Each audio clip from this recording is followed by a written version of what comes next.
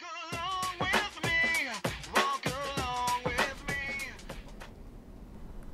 In elderly individuals, it's not uncommon to see a step 2 gait pattern with limited hip extension.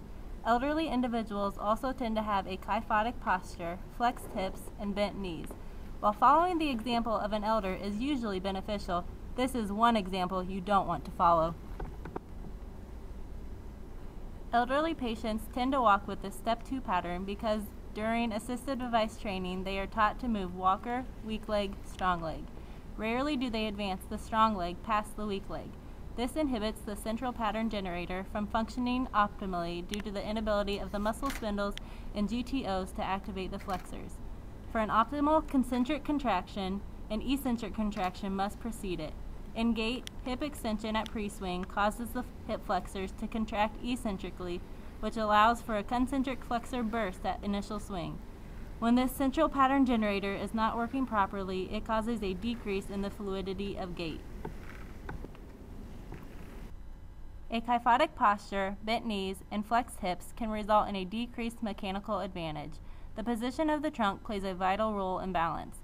The trunk acts as a reference point to orient the body in space, so if the trunk is positioned anteriorly, it causes the body to make non-beneficial compensatory adjustments. Walk along with me. Walk along with me. Won't you walk with me?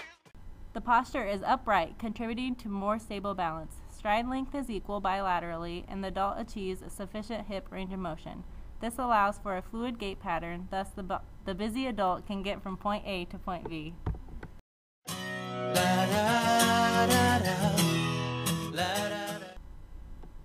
To correct the step 2 pattern, patient education is the first step. Emphasis should be placed on each heel clearing the opposite toe.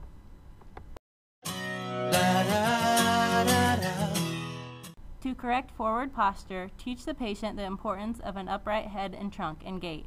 Obstacles can be placed in the walking path, forcing the patient to look up. In addition, patients can be encouraged to focus on something across the room. Patients should really focus on keeping their shoulders back and their chin up. Caregivers should also be encouraged to remind patients of these steps. When an assistive device is placed in front of the patient, they view it as a mechanical advantage. They place their hands on the walker and try to pull themselves up. However, the walker is an unstable surface. Oftentimes, this method causes the walker to tip back, which can lead to a fall. This is an example of how an assistive device can interfere with a person's balance. Oftentimes, people who use assistive devices will reach for them as they attempt to perform a sit-to-stand. While this may seem beneficial for patients, you'll regret the choice as you fill out fall paperwork. Then you stand.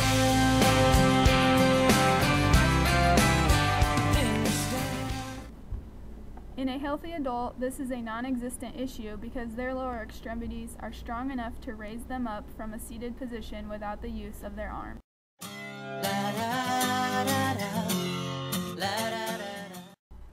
Patient education is the first priority. A safer and sturdier option is teaching the patient to push up from the bed or the armrests of their chair with the hope of progressing to a hands-free stand.